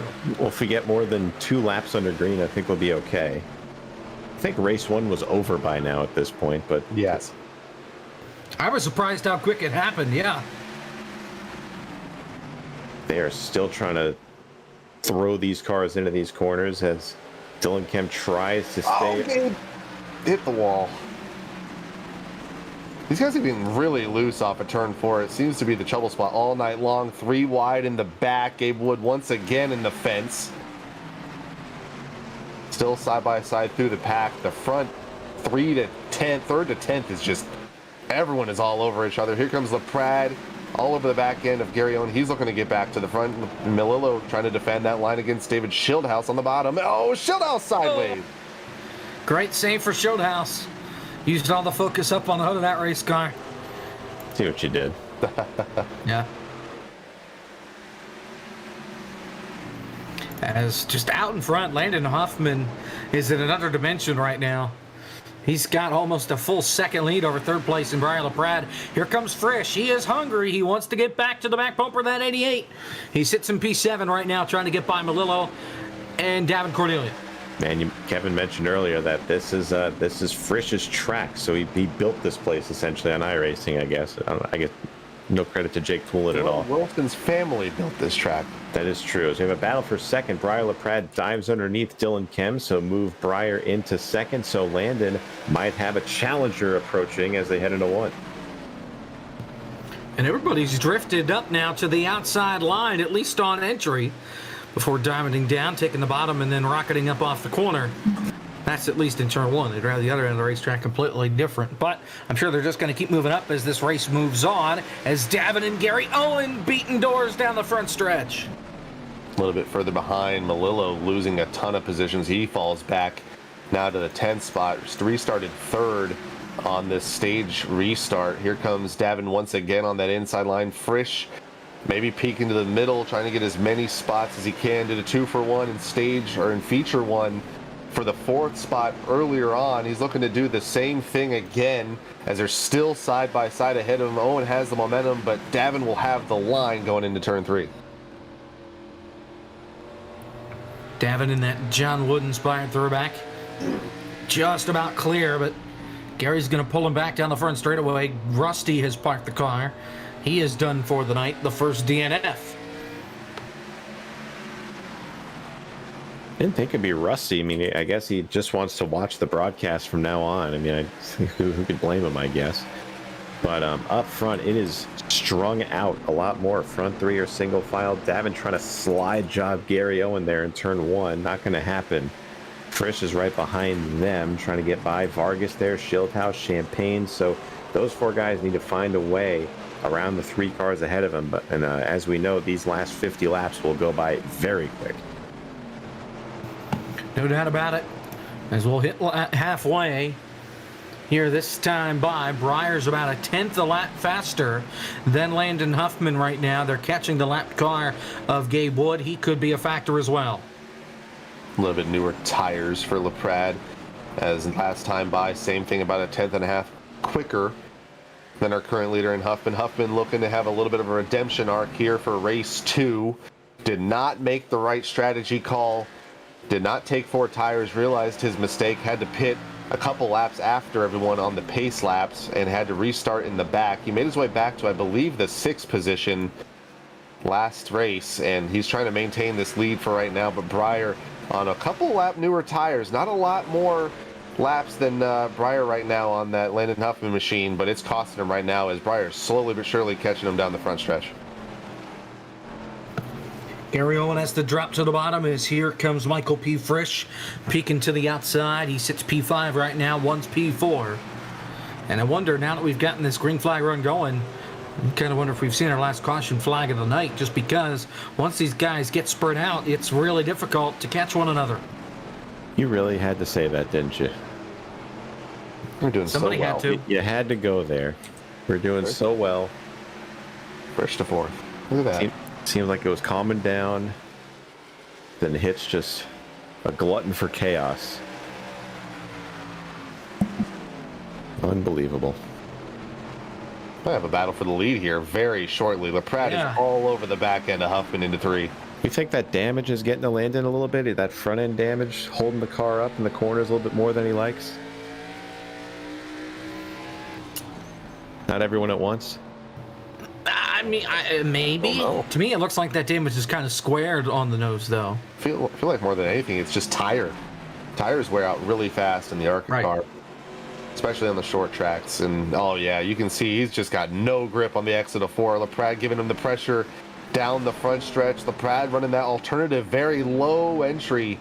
Keeps it right against the grass into turn 2. Huffman once again with a big run down the back. Gabe Wood just going to go to the outside, try and get out of the way. As Ben gives a warning about wall riding. I thought he was going to save the be mindful of the leaders bit, but instead he's more worried about wall riding. Gabe. There we go, Gabe. 4K on the broadcast.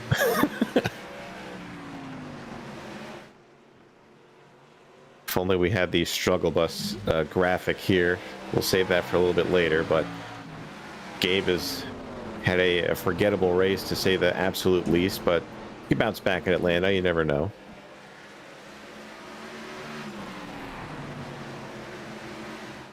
Got a battle for 6 brewing. Justin Champagne passed Vargas a handful of times in stage or in feature 1. I don't know, I keep saying stage 1. It's so easy to say. So used to the verbiage. But Champagne once again just all over the back end of Vargas. That's for 6, just ahead of them. Frisch once again trying to stay on the course and get behind LaPrade as far as maintaining his lead for the points. Very close going into Atlanta. If we end right now, I believe it's a 7-point gap If my mental math is correct for Frisch, we'll have to get an official tally at the end of the race, but nonetheless, Frisch now up into the podium spot of 3rd. Kem to 4th, and then there's going to be a huge gaggle behind Kem. There's battling for 5th. So here comes Breyer once again, closing in on the back door, peeking to the inside for the lead. Jacob reminds me of like that like 40-year vet on the radio, just drinking on the air. On the table and half not when I push the button to start talking. Cisco. Trouble, Cisco. Still green. Eliza's around. Caution is out. That's, I believe, the 3rd incident for Cisco tonight. And it was both of them.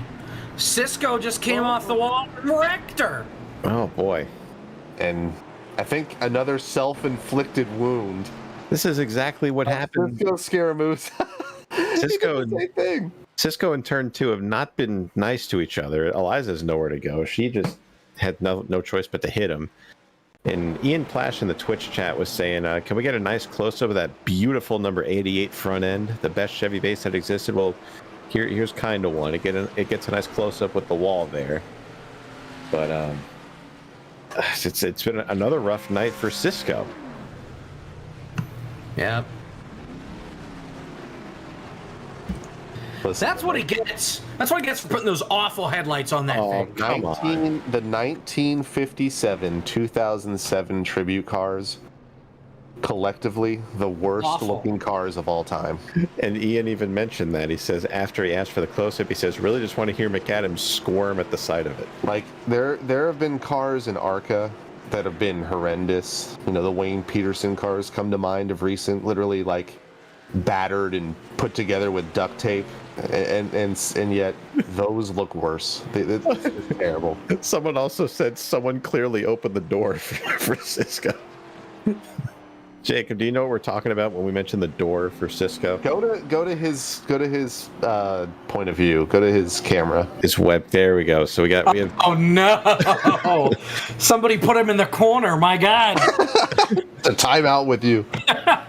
So he mentioned that the door to his right, he said, was the main entrance to the main part of the apartment. Yeah, he apparently him and Drew Adamson are now roommates. Yep. And he said that as soon as he opened the door, he yelled at Cisco to close it. So something must be going on in the outside world. There's gotta be another layer to this we don't know about. Is it connected to the kitchen? Is it open? The open kitchen? Shut up, Zach. What are you laughing about?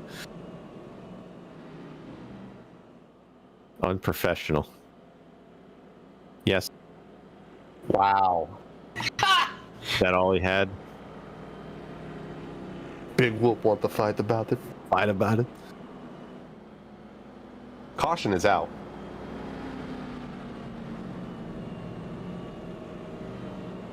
Yeah, we should be getting one to green here this time by. Thanks for the great observation, Larry Mack. Caution's out. Caution's out. By the way, Landon Huffman is nowhere to be found. He is in the back of the pack again.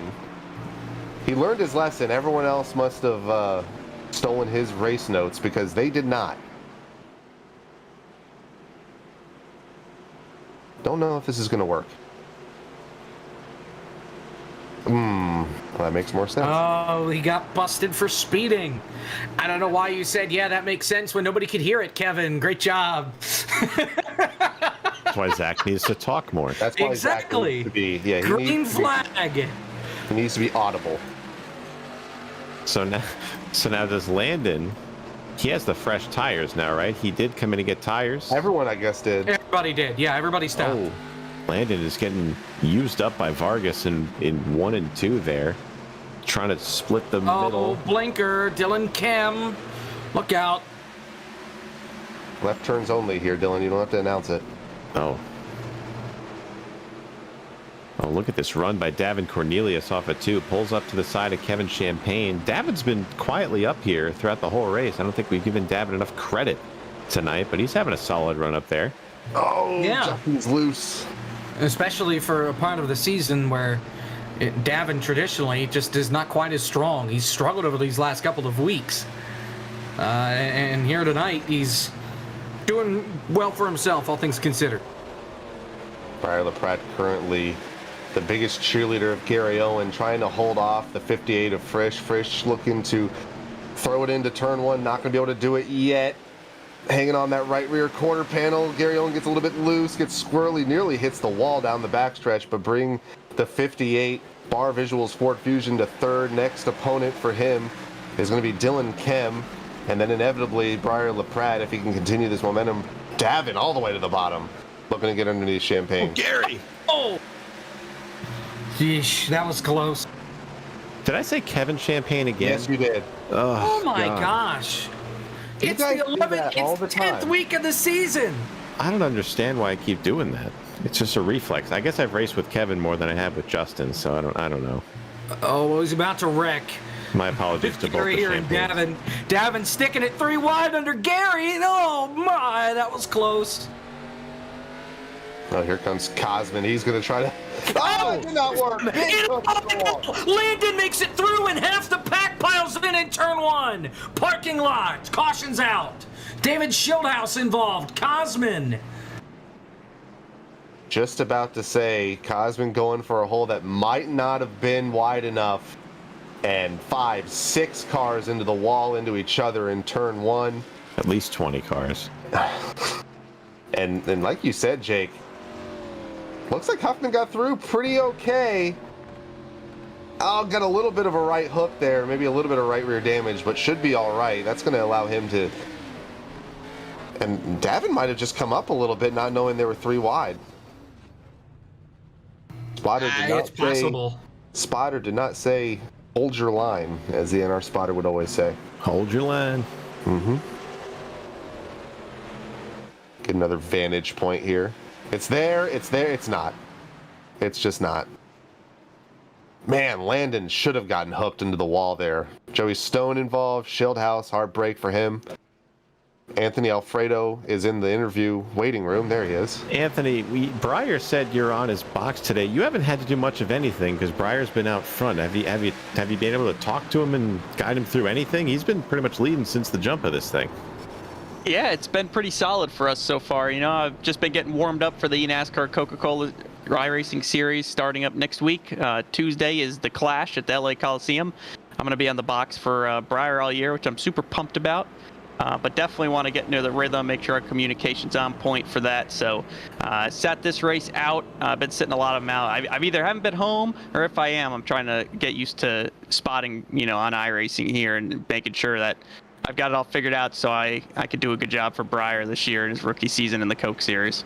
Well, you picked a good track to do it at. I guess you could probably fit like maybe 3 LA Coliseums in this place. It seems like it's that short. So, I mean, what do you think you're going to have to do for that track? Because if we think this race has been chaotic, that race might be twice as chaotic come Tuesday.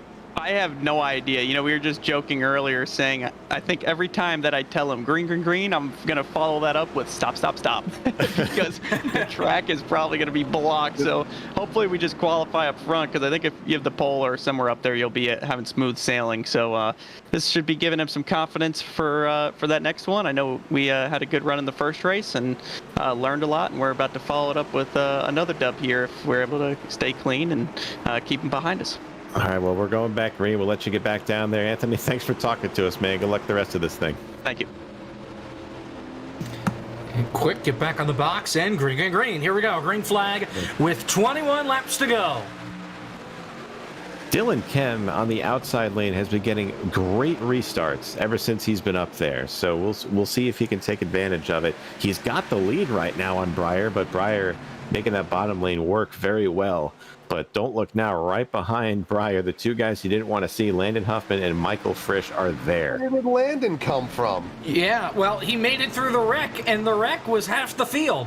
So he's made himself up to P4 as these guys continue to slip and slide around the racetrack. Frisch has gotten by Landon for the moment. We'll see how long that lasts. We know Frisch is eager here to get to the front and get to the back bumper. That 88, remember, that's the championship battle going into next week. And I just realized now, where the hell is Cozy? He's not here. Oh, thanks. What? Oh, Frisch get a little bit sideways. I was going to say Dylan Kim was holding his own on the outside of LaPrade for the first couple laps, now falling off just a little bit. And once again, here comes Frisch for the second spot. Might be a replay of feature 1.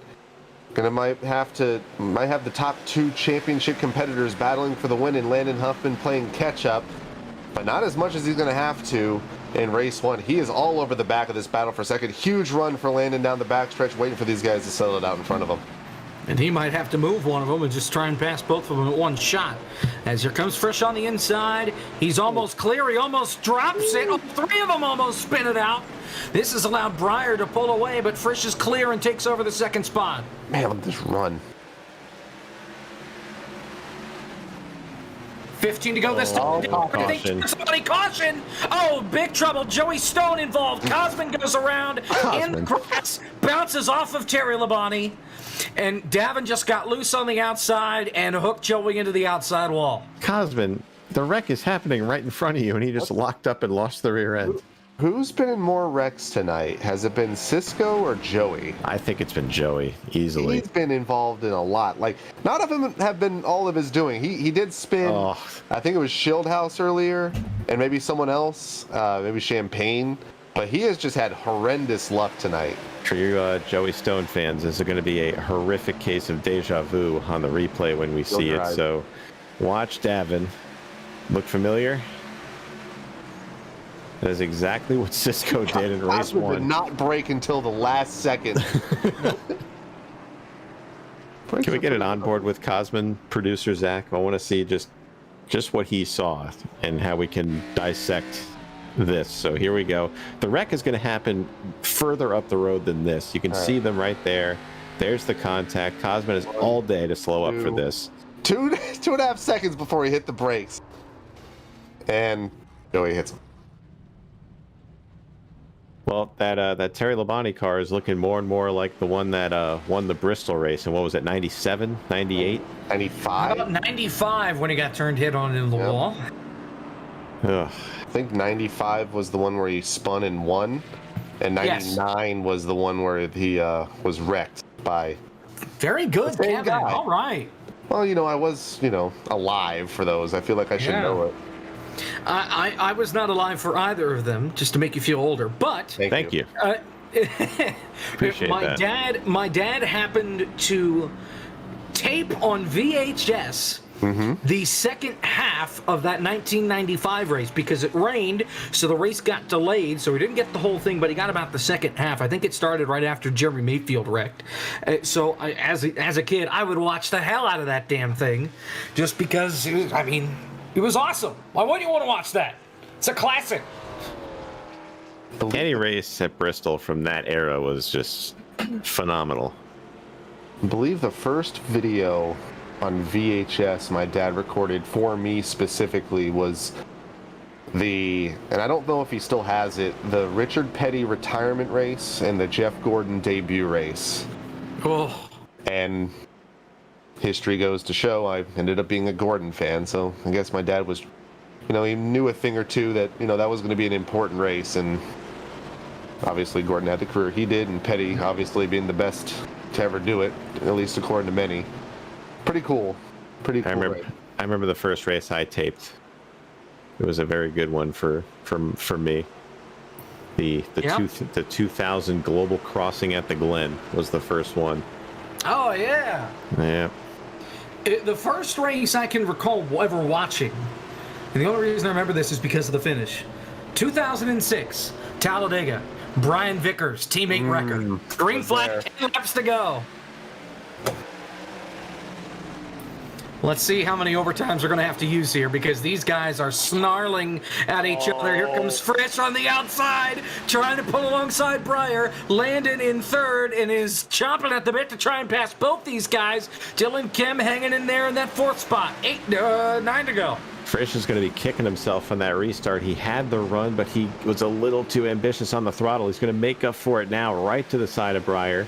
And I think, Kevin, he's going to make this pass, but Landon is right there to take advantage if anything happens between these guys. Well, it's going to be one of those interesting situations where in 3 and 4, Breyer has the way to go. He has the preferred line. But Frisch, he gets such a run on the top, and he's going to make it work. 3 wide down the backs for their lead.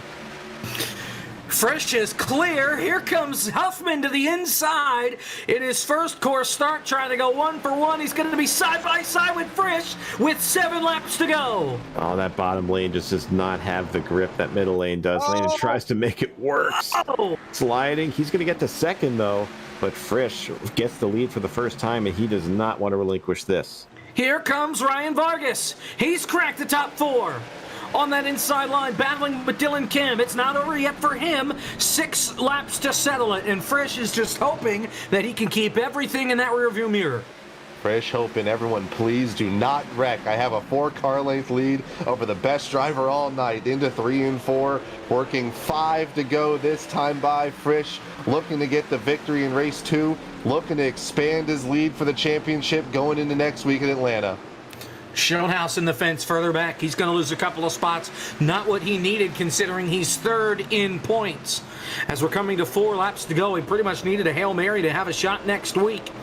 Don't think it's going to happen. Oh, they might not be done wrecking back here. Davin is wrecked it on the front Davin stretch. around, right in the middle of the track. 1 car Nobody's incident. coming, though. Oh, there goes Eliza. He backs up toward her. We stay green. 3 laps to go. I think that might do it right there. Frisch continues to lead. 2 to go. 3 to go for those of you counting at home. 1 to go. The race is over. Race is over. You're on Here's replay again, Frisch. Jay. Frisch side by side with Champagne. That's I don't even know what I'm saying anymore. That's Kane and Kusin side by side with Champagne. There we 2 go. to go. Oh, Frisch made a mistake. He got really loose and nearly spun it out. In turn 2, here comes Huffman. He closes the gap. Was 4/10 last time by. He's all over the back end of him in 3. White flag in the wind. 1 more lap to go. Landon Huffman's going to put it all on the line. Try and go in 1 for 1. Frisch just power slides it through turns 1 and 2, and he actually gains time. But here Landon. comes Huffman on the exit. Landon to the inside. He sends it. Frisch fighting for a championship. Huffman fighting for his first win. Out of 4 to the line. They make contact. Landon is at North Wilkesboro in a photo finish. Wow. 10/1000ths of a second. Landon Huffman has done it. And boy, do we got to race at Atlanta next week. Oh my goodness. That I didn't think the finish at the Roval could be topped, but oh man, another heartbreaker for Frisch. That was a crucial last lap that he needed, and he just couldn't find the traction at all. But what a job by Landon to keep his cool, keep the tires gripped, and he was able to barely eke out that win. Man, that was a heck of a finish. I would not have wanted to be in Frisch's shoes there, just because he wants to win. He's fighting his ass off to win, but he's worried at the same time. If I get turned by this ringer, first start, first night for Landon Huffman at the core, looking to get his first win. If I get turned by him, that is my championship, and he nearly just lost it going into 1 and 2, and here comes Huffman for the lead and for the win in 3 and 4. Well, that's where it started in 1 and 2 for Frisch. Just heating his tires up. He didn't hit him. I think if Frisch didn't hit him, he would have had the momentum. Oh man, Landon Huffman does a big old donut at the end of this one, and there you see the ensuing chaos behind them. But man, what a finish. Jake, I'm glad you came back, because we didn't have that finish in the first one, so you're off the hook for all the wrecks that were in this race. What a finish. I mean, this track didn't quite provide that last year, but boy, oh boy, it did not disappoint this year. Landon Huffman, race winner tonight from North Wilkesboro. Michael P. Frisch finishes in position number 2. 3rd place, Briar LaPrade. 4th place, Dylan Kim. Then Ryan Vargas finishes with a top 5 finish. I was hoping we'd get the standings up, but... Oh, we don't have a... Okay, So, Justin Champagne finishes 6th, and Keenan Kusin, David Shieldhouse, Gary Owen, Joey Stone finishes in the top 10 in 10th. Cosmin Ioaneșiu in 11th, Cisco Scaramouza 12th, Case Conlenbach 13th, Justin Malillo 14th, Eliza Bethal 15th, Gabe Wood 16th, Davin Cornelius. Bad team. Rusty Walrus did not finish this race. Brian LaPrade, I think... Oh, man. How about this? Their average finish is the same between Frisch and LaPrade. LaPrade won the first race and finished 3rd in this one. Frisch finished 2nd both times. Gonna be tight. Boy. Points are gonna be tight going into next week. Stages are gonna mean everything. Obviously, the finish is gonna mean everything. It's gonna be so much fun next week. All right, let's talk to some people. Landon Huffman, race winner. First career start, first career win. Congratulations. Thanks, guys. That was what a way to enter the league, I guess. That was awesome, man. I couldn't believe I got to him. Frisch he made a few mistakes in like the last 3 laps, allowed me to close the gap, and I thought I roughed him up a little bit more than I did, but it was actually like really, really close and clean racing. So I'm proud of that. That was awesome. These guys are a blast to race with. I'm looking forward to running every week now. I know the season's almost over, but well, you could always try and go 2 for 2 when we go to Atlanta next week, but trying to battle Frisch, you're fighting for your first win. There's also that playoff battle, or not the playoff battle, but the championship battle going on between Frisch and LaPrade. Did that ever cross your mind, or is that just your plan that I'm going to race Frisch as hard as I can and try and win this race to heck with the points? I didn't know. I kind of felt bad after, but I had no idea they were racing for points. So hell, I ran Breyer way up the track to clear for second, and then I roughed up Frisch for the win. So I guess I'm playing spoiler. But if I would have known that, honestly, I don't know if I would have raced him any different. I might have let him duke it out, but if I would have known that, I would have been a little more conscious about it. But honestly, I didn't know. To be honest, Landon, I think you made the right move anyway, just because I think they're going to be even closer going into Atlanta next week than if they had won tonight in each of the races. So I think you may have done us a favor for next week. But nonetheless, congratulations on the win. It's great to have you here, and hopefully we'll see you next week from Atlanta. Yeah, I appreciate it, guys. I'm looking forward to going back and watching the broadcast. It was a lot of fun. I've needed this. I've needed league racing for a while. I've been stuck running iRacing official stuff. I've never really committed to any leagues outside of SARA. So this one seems fun. There's a lot of good people in it, and just appreciate Davin letting me come in last minute. And like I said, looking forward to racing with these guys more.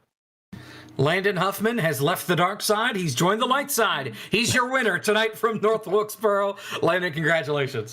Thanks, guys. He wins the second race. Let's talk with Michael P. Frisch with Sean. Well, Frisch, the second heartbreaking second place finish for you since we go back to the Roval. You had it locked up, it looked like, on the final lap at that power slide into 1. Kind of put the writing on the wall for you.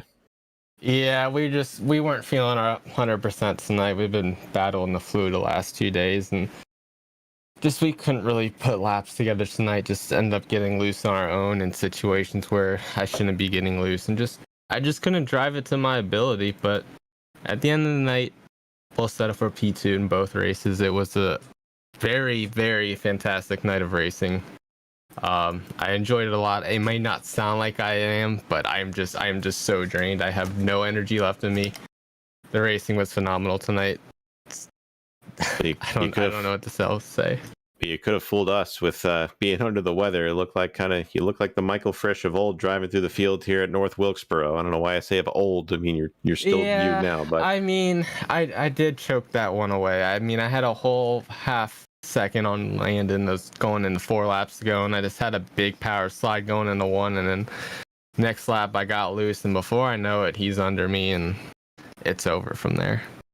Well, the bright side is LaPrade won the first race, but you beat him in the second race. So your average finish for today is the same. So you guys have a heck of a battle against yourselves going to Atlanta. What do you think's the strategy for that? I just hope we're no more P2s, because it's been 3 races now, P2.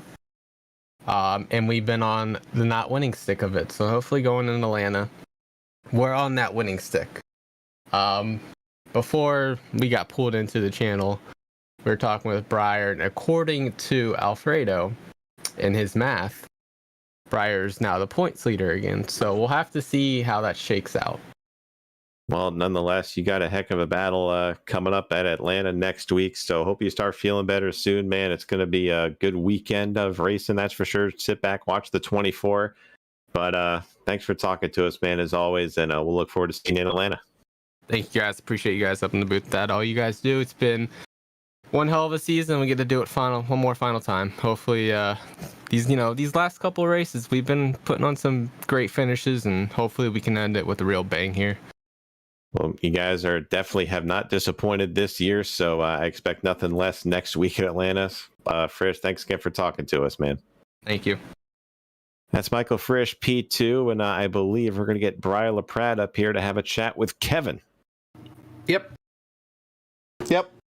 Briar, you won the first one.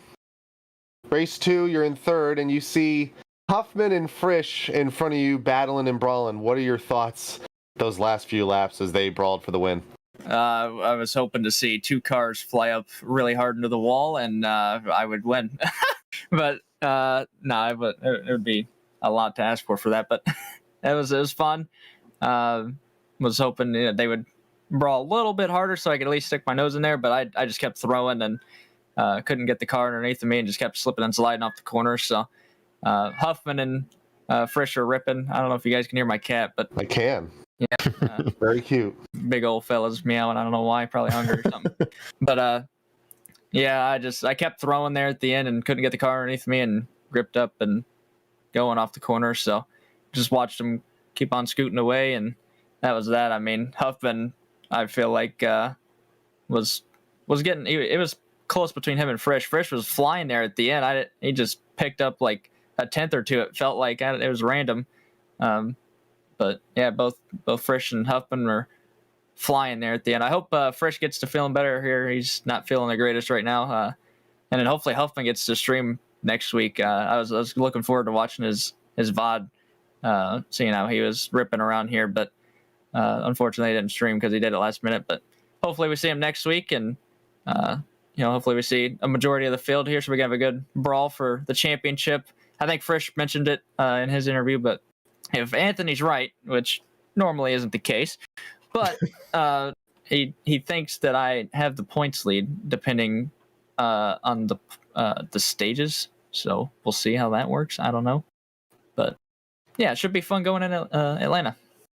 Well, I feel like you got it on your mind. Everyone here has been talking about it for weeks. We go to Atlanta, and obviously we were there for the fall brawl.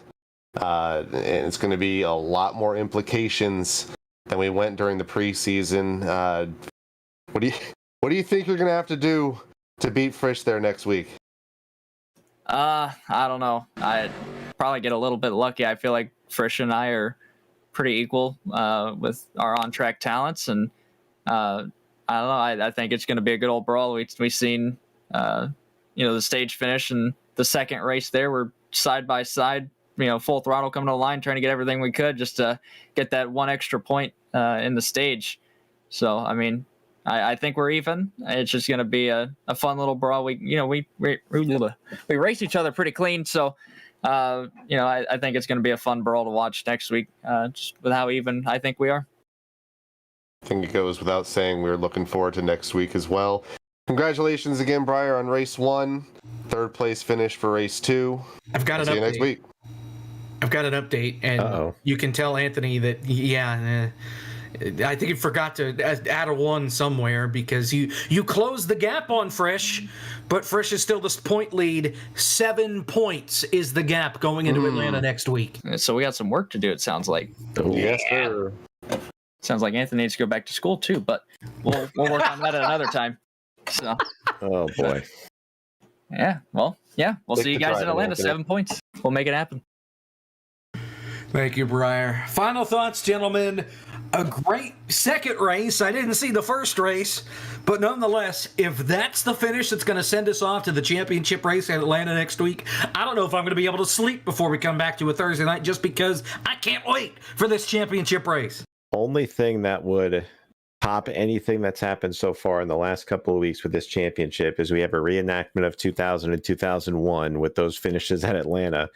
Because it seems like the perfect storm is brewing for something like that to happen. I just feel so bad for Frisch. You know, he had that heartbreaker at the Roval where he finished second to Cozy, and then he had the heartbreaker here when just kind of, you know, threw it away on the last couple laps. You know him, he's not going to be happy about that. That's going to be on his mind all week, and he's going to come into Atlanta super focused. So I wouldn't be surprised if Frisch puts it in victory lane at the perfect time to seal this championship. But we'll see. It's definitely going to be a barn burner for sure. I think at this stage, you know, Breyer being a Coke driver, Frisch making it to the Contender Series for 2021, these guys are their biggest critics when it comes to competition, and they're going to be going into Atlanta knowing, even with that gap, you cannot breathe with a 7-point lead. It's not a lot, you know, as far as the margin. Anything can happen. We've seen leaders get taken out by lap traffic. We've seen people who take different strategies get involved with the front, and it jostles up the front leaderboard. Anything can happen at Atlanta. It's a very, very aged track, multi-groove. It's going to be a lot of fun, and I think we're going to miss it.